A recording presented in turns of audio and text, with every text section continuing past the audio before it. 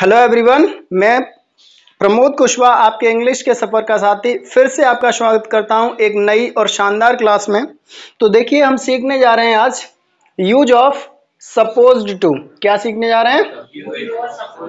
दूसरा है supposed to be, अगला है सपोज्ड टू हैव। बोलिए, सपोज्ड टू हैव बीन, और सीख रहे हैं इसी के साथ साथ should, should be, should have, should have been. तो देखिए, इनको समझते हैं कि इनका यूज हम कहां पर और किस तरीके से करते हैं। ठीक है, तो देखो यहां लिखा है कि शुड का इस्तेमाल जब हम करते हैं जब हमें क्या बताना हो, किसी को उसकी ड्यूटी याद दिलानी हो। क्या दिलानी हो? ड्यूटी। हम सभी जानते हैं कि हम सभी का जन्म हुआ है एक इंसान के रूप में, तो हम सभी के जन्म से ही हमारी कुछ ड्यूटी होती हैं। जैसे मैं एक टीचर हूं और आप मेरे पास पढ़ने के लिए आए हैं, तो मेरी ड्यूटी है आपको पढ़ाना, राइट? इसी तरीके से आपके पेरेंट्स ने आपकी फीस जमा की है, तो आपकी ड्यूटी क्या है? पढ़ना, राइट? तो ऐसे ही हर किसी की ड्यूटी होती है। तो जब हमें ड्यूटी के बारे में बताना है तब हम शुड का इस्तेमाल करते हैं, राइट? साथ ही साथ हम जब किसी को सलाह देते हैं, एडवाइस देते हैं, तब भी हम शुड का इस्तेमाल करते हैं। सलाह कैसे? मान लीजिए एक लड़का है और उसकी उम्र है स्कूल जाने की, उसके पेरेंट्स ने उसका स्कूल में एडमिशन भी करा दिया है, लेकिन वो स्कूल नहीं जाता। अगर वो स्कूल नहीं जाता तो आप क्या करेंगे? उसे सलाह देंगे कि भाई तुम्हें स्कूल जाना चाहिए। ऐसे ही अगर कोई मेहनत नहीं करता तो आप उससे सलाह देंगे तुम्हें मेहनत करनी चाहिए। तो जब आप किसी को सलाह दें या आप उसको उसकी ड्यूटी बताएं, राइट? सलाह दें और ड्यूटी बताएं, तब ऐसी स्थिति में हम किसका इस्तेमाल करते हैं? शुड का, राइट?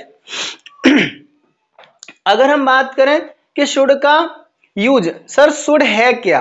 अगर ग्रामर की बुक्स में आप पढ़ेंगे तो शुड को बताया जाएगा कि ये एक मॉडल वर्ब है, ये एक मॉडल वर्ब है। लेकिन मैं आपको सिंपल करने के लिए इतना कह सकता हूं कि इसका यूज वहां होता है जहां हेल्पिंग वर्ब का यूज होता है। जहां हेल्पिंग वर्ब लगती है वहीं पर शुड लगती है। तो हम ऐसा कह सकते हैं कि शुड एक हेल्पिंग वर्ब है। ऐसा कहने में कोई बुराई नहीं है। तो हमें बेसिक रूल पता है कि किसी भी वाक्य को बनाने का एक बेसिक रूल होता है। क्या होता है कि सबसे पहले हम सब्जेक्ट लगाते हैं, दूसरे नंबर पर हेल्पिंग वर्ब, तीसरे नंबर पर और चौथे नंबर पर ऑब्जेक्ट, और फिर कुछ भी बचा हो तो उसे आगे जोड़ देते हैं, राइट? तो ये किसी भी वाक्य को इंग्लिश में बदलने का एक बेसिक नियम है। तो हमारे पास वाक्य लिखा है, आपको अपने माता पिता का सम्मान करना चाहिए। ये वाक्य लिखा हुआ है। तो इस वाक्य को पढ़ करके हमें क्या समझ में आ रहा है कि कोई इंसान है, वो किसी बच्चे को या किसी दूसरे इंसान को क्या कर रहा है? सलाह दे रहा है, और उसकी ड्यूटी भी समझा रहा है कि माता पिता का सम्मान करना ड्यूटी है हमारी, राइट? तो आपको अपने माता पिता का सम्मान करना चाहिए। जैसे आप मेरे सामने बैठे हुए हैं, मैं आपसे कह सकता हूं कि आपको अपने माता पिता का सम्मान करना चाहिए। आप मुझे सलाह दे सकते हैं कि आपको अपने माता पिता का सम्मान करना चाहिए। ऐसा आप किसी भी इंसान से कह सकते हैं, राइट? सॉरी, आगे बात करते हैं, आपको आज्ञाकारी होना चाहिए। यहां पर देखिए, यहां पर लिखा है सम्मान करना। क्या लिखा है? सम्मान करना। सम्मान करना क्या है? एक वर्ब है, एक क्रिया है, जिसे हम कह देते हैं मेन वर्ब। क्या कह देते हैं? Main verb. लेकिन इस वाक्य में देखें, आपको आज्ञाकारी होना चाहिए, यहां पर कोई क्रिया ही नहीं है। आज्ञाकारी होना ये क्रिया नहीं है। जब कोई क्रिया नहीं होती है तो हम बी का इस्तेमाल करते हैं। किसका इस्तेमाल करते हैं? बी का। तो हमें शुड के साथ में क्या जोड़ना पड़ेगा? बी जोड़ना पड़ेगा, राइट? अब यहां इसको पढ़ के देखते हैं, आपको होमवर्क पूरा करना चाहिए था। सलाह तो है, यहां पर सलाह तो दी गई है, लेकिन सलाह कहाँ के लिए है? पास्ट के लिए। और हम शुड का इस्तेमाल किस लिए करते हैं? प्रेजेंट। देखो लिखा है इन प्रेजेंट, ठीक है। सलाह कहाँ पर? In present. ड्यूटी वो भी कहाँ पर? In present. लेकिन जब हमें शुड को पास्ट में डालना हो, पास्ट की तरफ फेंकना हो, तो शुड के साथ हम प्लस कर देते हैं हैव। क्या प्लस कर देते हैं? हैव। तो ये बन जाता है शुड हैव। क्या बन जाता है? अब ये कब कहा? मान लीजिए एक बच्चा रोते रोते अपने घर पहुंचता है, कहां से? स्कूल से, ठीक है। और अपनी मम्मी से शिकायत करता है कि मुझे सर ने बहुत पीटा है। मम्मी भी गुस्सा में आ जाते हैं कि मेरे लला को पीटा इतना सर ने, चलो मैं देखती हूँ कौन से सर हैं आपके, ठीक है। जाती हैं पूरे आग बबूला होकर के ताव में स्कूल पहुंच जाती हैं, ठीक है। ताव में स्कूल पहुंच जाती हैं। स्कूल में वो टीचर तो अपनी क्लास में मिलते हैं, उनको पहले ही ऑफिस में बुला लिया जाता है, गेट पर रोक करके ऑफिस में बताइए क्या वजह। तो प्रिंसिपल से वो कहती हैं कि ऐसे ऐसे आपके स्कूल में मेरे बच्चे को बहुत ज्यादा पीटा है। तो प्रिंसिपल उन टीचर को बुलवाते हैं और उनसे पूछते हैं सर बताइए वजह क्या थी? कि सर ये होमवर्क नहीं करके ला रहा है 10 दिन से, और आज भी नहीं करके लाया आज भी होमवर्क नहीं करके लाया। तो उस प्रिंसिपल, उस स्कूल के प्रिंसिपल उस बच्चे को सलाह देंगे कि बेटा तुम्हें होमवर्क करना चाहिए था, क्योंकि अब तो टाइम निकल गया, अब करने से कोई फायदा नहीं है, ना तो पिटाई वापस होगी, यस, ना ये रोना वोना वापस होगा, अब कोई फायदा नहीं है। जब समय निकल जाने के बाद सलाह दी जाती है कि आपको ऐसा अब नहीं करना चाहिए, करना चाहिए था, तो हम किसका इस्तेमाल करते हैं? शुड हैव का इस्तेमाल करते हैं, राइट। अभी करना चाहिए, अब करना चाहिए, अब के लिए सलाह दे रहे हैं, जिंदगी के लिए सलाह दे रहे हैं, तो क्या लगाएंगे? शुड। तो आप कोई भी टेंस बनाएंगे तो शुड से पहले उस इंसान की इंग्लिश लगाएंगे जिससे आप सलाह दे रहे हैं। आप अगर सामने वाले इंसान को सलाह देते हैं तो सामने वाले को यू कहते हैं। क्या कहते हैं भाई? यू। तो यू के तुरंत बाद शुड लगाएंगे, आगे ना बोलें, क्या लगाएंगे? शुड लगाएंगे। तो आपका सेंटेंस बनेगा यू शुड। बोलिए यू शुड। अगर किसी लड़की के लिए सलाह है तो बोलेंगे शी शुड। किसी लड़का के लिए सलाह है तो बोलेंगे ही शुड। अगर खुद के लिए है तो बोलेंगे आई शुड। और अगर हम सभी के लिए है तो बोलेंगे वी शुड। तो जब जब सलाह देने की बात होगी या फिर ड्यूटी याद दिलाने की बात होगी तब तब हम क्या लगाएंगे? शुड लगाएंगे। तो बना आई शुड, बोलो you should, he should, she should, we should, या फिर किसी का नाम भी लगा सकते हैं। जैसे राम को अगर हम सलाह दे रहे हैं तो बोला जाएगा राम शुड। क्या बोला जाएगा? राम शुड। अब शुड के बाद हमें क्या लगाना है? देखिए क्या लिखा है, मेन वर्ब, क्योंकि सब्जेक्ट हमने लगा लिया, जिस इंसान को सलाह दी जा रही है वो सब्जेक्ट हो गया। शुड किसकी जगह पर लग गई? हेल्पिंग वर्ब की जगह पर। फिर क्या लगाना पड़ा हमें? Main verb. मेन वर्ब कोई भी, जैसे पढ़ने की सलाह दे रहे हैं तो रीड लगाएंगे। शुड के साथ फर्स्ट फॉर्म आती है, जैसा मैंने पहले बता दिया है कि शुड एक मॉडल वर्ब है और हर मॉडल वर्ब को क्या चाहिए? फर्स्ट फॉर्म चाहिए अपने साथ, राइट। तो फर्स्ट फॉर्म लगाएंगे। जैसे आप मुझे सलाह दे रहे हैं कि आपको खेलना चाहिए तो आप बोलेंगे यू शुड प्ले। बोलिए ठीक है। अगर सलाह दे रहे हैं राम को स्कूल जाना चाहिए तो बोलेंगे Ram should go to school. फिर से बोले Ram should go to school. Simple सी बात है। तो जब आप सलाह दे रहे हैं, राइट, क्या दे रहे हैं? सलाह। तो आप क्या करेंगे? सबसे पहले सब्जेक्ट लगाएं, जिस इंसान को सलाह दी जा रही है वो, फिर उसके बाद शुड, फिर तीसरे नंबर पर जिस काम को करने की सलाह दे रहे हैं उस काम के इंग्लिश लगाएं यहाँ पर। Clear not clear? अंडरस्टूड? ठीक है भाई। अब ऐसे यहाँ पर लिखा है आपको अपने माता पिता का सम्मान करना चाहिए। तो यहाँ पर वर्ब क्या है आपकी? सम्मान करना, ये वर्ब है। और सलाह किसको दे रहे हैं? यू को, सामने वाले इंसान को। तो सामने वाले इंसान के लिए हमने क्या लगाया? बोलो यू। अब दूसरे नंबर पर क्या लगेगा? शुड लगेगी, राइट। बोलेंगे यू शुड। ठीक है। सम्मान करना की इंग्लिश होती है रेस्पेक्ट। बोलिए रेस्पेक्ट। तो यहाँ पर मैंने लगाया रेस्पेक्ट, यू शुड रेस्पेक्ट। ठीक है, यू शुड रेस्पेक्ट। अब बचा क्या? अपने माता पिता का। अपने माता पिता का। तो अपने माता पिता, यू के माता पिता को हम कहते हैं योर, खुद के को कहते हैं माय, राइट, यू की चीज को योर, तो योर माता और पिता दोनों को क्या बोलते हैं, parents. You should respect your parents. बोलिए क्या सेंटेंस बना, अगर आपको ये चारों समझ में आ गए, should, should be, should have been, तो ये अपने आप समझ में आ जाएंगे, राइट। इनमें कुछ नहीं करना पड़ेगा, सिंपल सी बात समझाऊंगा, आपको ये समझ में आ जाएंगे।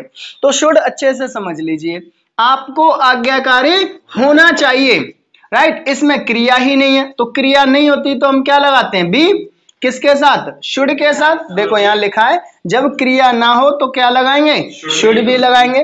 तो बोलेंगे यू, बोलिए यू शुड बी, फिर से बोलें यू शुड बी। कुछ लोग ये कहेंगे कि सर होना की इंग्लिश बी होती है, तो ठीक है, आप ऐसे मान लीजिए होना की इंग्लिश क्या लगा ली हमने, बी। यू शुड बी कैसा होना चाहिए, आज्ञाकारी, और आज्ञाकारी की स्पेलिंग होती है OBEDIENT। इसको पढ़ते हैं अबीडियंट, क्या पढ़ते हैं, अबीडियंट, ठीक है। यू शुड बी अबीडियंट, पढ़ के बताइए, यू शुड बी अबीडियंट। बहुत अच्छे, यू शुड बी अबीडियंट। अगला सेंटेंस लिखा, आपको होमवर्क पूरा करना चाहिए। अगर यहीं तक छोड़ देंगे तो शुड, और करना चाहिए था टाइम निकल गया तो क्या लगाएंगे, शुड हैव। अब नहीं करना चाहिए, अब करने से कोई फायदा नहीं है, पास्ट में करना चाहिए था, बीते हुए समय में काम करना चाहिए था, राइट। तो यहाँ पे क्या लगेगा, शुड हैव। आपको सामने वाले को क्या बोलते हैं, यू, तो बोलेंगे मेरे साथ यू। अब क्या लगाएं, शुड हैव, बोलिए जोर से, should have, you should have. अब क्रिया लगाएंगे, पूरा करना की इंग्लिश क्या होती है, कंप्लीट, COMPLET। अब यहां पर समझने की बात यह है, समझने की बात यह है कि यहां पर क्या लिखा देखा हमने, हैव, और जब जब हैव आता है, जब जब हैव आता है तब तब थर्ड फॉर्म आती है। कौन सी फॉर्म आती है, थर्ड फॉर्म, याद रखेंगे। तो कंप्लीट की थर्ड फॉर्म क्या बनेगी, completed. You should have completed क्या चीज, होमवर्क, होमवर्क लो मैंने शॉर्ट में लिख दिया HW, you should have completed homework, clear. अब आगे देखते हैं, आपको परिश्रमी होना चाहिए था। देखो सेम इसी के जैसा है, आपको आज्ञाकारी होना चाहिए, सिर्फ अंतर कितना है, इसमें था लग गया। अब देखिए आपको आज्ञाकारी होना चाहिए, और यहाँ पर क्या हो गया, चाहिए था, ठीक है ना। अब जैसे था लग गया, इसका मतलब ये कहां पहुंच गया, पास्ट में पहुंच गया।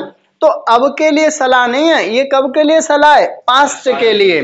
तो पास्ट के लिए सलाह है तो शुड हैव तो लगेगा ही लगेगा, क्यों पास्ट के लिए क्या लगता है, शुड हैव लगता है, क्लियर। लेकिन हमें क्या करना पड़ेगा, यहां पर हमने सीखा था जब क्रिया नहीं आएगी, या फिर ये मान लीजिए होना लिखा हो, क्या लिखा हो, होना, तो होना की इंग्लिश हमने क्या लगाई थी, बी, और यहां पर बताया कि हैव के साथ क्या चाहिए, थर्ड फॉर्म। तो बी की थर्ड फॉर्म, देखिए बी की थर्ड फॉर्म क्या बनती है, बीन, इस वजह से हम यहाँ क्या लगा देंगे, बीन लगा देंगे। आपको परिश्रमी होना चाहिए था, यू शुड हैव बीन, क्या बोलेंगे, you should have been, right. परिश्रमी को बोलते हैं हार्ड वर्किंग, डिलीजेंट, ठीक है ना, वर्कहॉलिक, कई सारे शब्द हैं। तो यहाँ पर मैंने लिख दिया हार्ड वर्किंग, क्या लिख दिया, hard working. You should have been hard working, ये कहाँ के लिए सलाह है, पास्ट के लिए, कि आपको ऐसा बनना चाहिए था, क्लियर नॉट क्लियर। अब देखिए जब अगर आपको ये चारों समझ में आ गए तो ये चारों को समझने की कोशिश करें। पहले तो ये समझना है कि इन चारों से पहले हमें इज, एम, आर और पास्ट में पहुंचाना है तो वॉज, वर, ये परमानेंटली लगाने होते हैं। तो ये पूरे बनते हैं is supposed to, am supposed to, are supposed to, ऐसे इनके आगे लगा लेंगे, ठीक है ना। Is supposed to be, am supposed to be, are supposed to be, ठीक है ना भाई।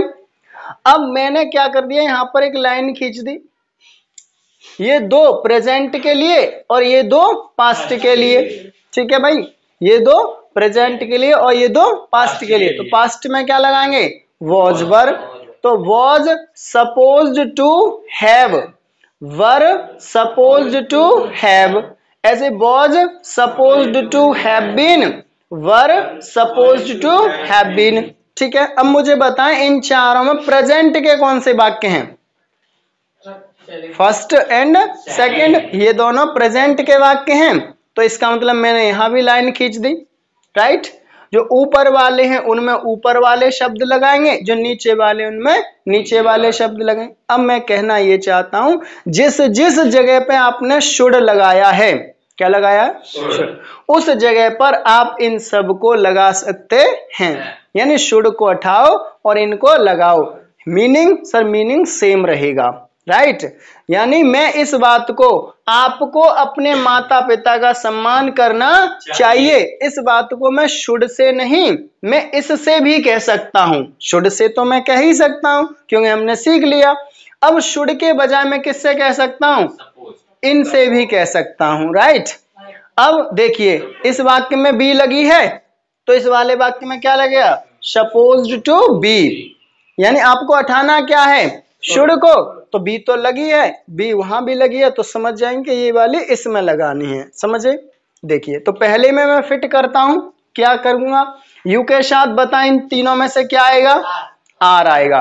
तो सेंटेंस बनेगा, बोलो you are supposed to respect your parents. अगर आपको याद हो तो आपको बताता कि टू ऐसा शब्द है जिसके बाद हमेशा क्या आएगी? एक वर्ब की फर्स्ट फॉर्म आएगी। वर्ब की कौन सी फॉर्म आएगी? फर्स्ट फॉर्म आएगी। तो देखिए यहाँ पर टू लगाया और टू के बाद क्या लगी है? रेस्पेक्ट। रेस्पेक्ट क्या है? वर्ब की फर्स्ट फॉर्म है। तो मैं फिर से बोल रहा हूं, यू बोलो, you are supposed to respect your parents. Clear? You are suppose to respect your parents. इसकी एक और हिंदी हो सकती है, एक और मीनिंग आप निकाल सकते हैं, लेकिन मतलब वही होगा। यू आर सपोज्ड टू, आपसे उम्मीद की जाती है, यानी पूरा जो जमाना है वो आपसे चाहता है, आपसे उम्मीद करता है कि आप अपने माता पिता का सम्मान करें। आपसे उम्मीद की जाती है, आपसे आशा की जाती है कि आप अपने माता पिता का सम्मान करें, राइट। आप इसे ऐसे भी कह सकते हैं, आपको आज्ञाकारी होना चाहिए। तो इसको आप एक और हिंदी बना सकते हैं, आपसे उम्मीद की जाती है कि आप आज्ञाकारी बने। आपसे उम्मीद की जाती है कि आप आज्ञाकारी बने, ऐसी भी हिंदी हो सकती है इसकी। तो अब देखिए यहाँ पर बी लिखा है, तो बी वाला लगा दो, बी वाला लगा दो भाई। तो यू, अब यू के साथ क्या लगना है? आर सपोज्ड टू, क्या? बी तो यहाँ है, बी यहाँ है, तो एक बार लगानी है, दो बार नहीं लगानी है। यू आर, शुड की जगह पे तो लगाना है सब कुछ, बी तो है, तो बी को यहां से कैंसिल करके यहाँ पर है ना बी, तो you are suppose to be obedient। You are suppose to be obedient। आपसे उम्मीद की जाती है कि आप आज्ञाकारी बने, या हम कह सकते हैं आपको आज्ञाकारी बनना चाहिए। You are supposed to be obedient। Clear? ठीक है भाई। अब मैंने आपसे कहा कि भाई टू क्यों लगाए यहाँ पर? आप कह रहे थे अभी कि सर वर्ब से पहले टू लगता है। बी एक वर्ब ही होती है, बी एक वर्ब ही होती है, वो हम किसी और दिन सीखेंगे इस बात को। अगला है, आपको होमवर्क पूरा करना चाहिए था। ये अब की बात है या पास्ट की? सर पास्ट की बात है। जब पास्ट की बात है तो देखिए पास्ट के लिए क्या लगेगा? वॉज वर लगेगा। अब आप सभी जानते हैं कि यू के साथ क्या लगता है? Verb, right. तो बोलेंगे यहाँ शुड को हटा देंगे, बाकी यहाँ सेम लिखा रहेगा।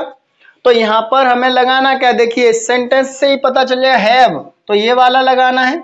यस, क्या लगाना है? ऊपर वाला लगाना है। इसमें क्या लगी है? बीन, तो इसमें नीचे वाला लगाना है, राइट। तो देखेंगे यू शुड, शुड की जगह पर क्या लगाना है? Were. You were supposed to, you were suppose to have, चाहे इसको लगा लो चाहे वो लगी है उसी को लगी रहने दो, बात तो वही है। You were supposed to have completed homework. You were supposed to have completed homework. Clear not clear? ठीक है भाई, समझ में आ रहा है ना? आपसे उम्मीद अब नहीं की जाती, तब की जाती थी, पास्ट में की जाती थी। आपसे उम्मीद की जाती थी कि आप होमवर्क करें, राइट। आपसे उम्मीद की जाती थी कि आप होमवर्क करें, लेकिन आपने नहीं किया। ओके, अगला है आपको परिश्रमी होना चाहिए था। ओके, तो इसमें देखिए बीन लगा है तो इस वाले को लगाएंगे आप, तो यू क्या लगाएंगे आगे, वर, शुड को हटाना है, सिर्फ किसको हटाना है, शुड को। शुड की जगह पर उन्हें प्लेस कर दीजिए, जैसे मैथमेटिक्स में करते हैं, बाई का मान बाई के स्थान पर रखने पर, यस, बाई का मान समीकरण फर्स्ट में रखने पर, एक्स का मान समीकरण सेकंड में रखने पर, ऐसा करते हैं कि नहीं करते हैं, ठीक है। जब इक्वेशंस सॉल्व करते हैं तो you were supposed to have been hard working, you were suppose to have been hard working. समझ में आया या नहीं? उम्मीद करता हूं समझ में आया होगा। अगर कोई प्रॉब्लम है, अगर कुछ समझ में नहीं आया तो आप कमेंट बॉक्स में कमेंट कर सकते हैं और I will answer your all comments, right. Thank you very much, bye bye, take care.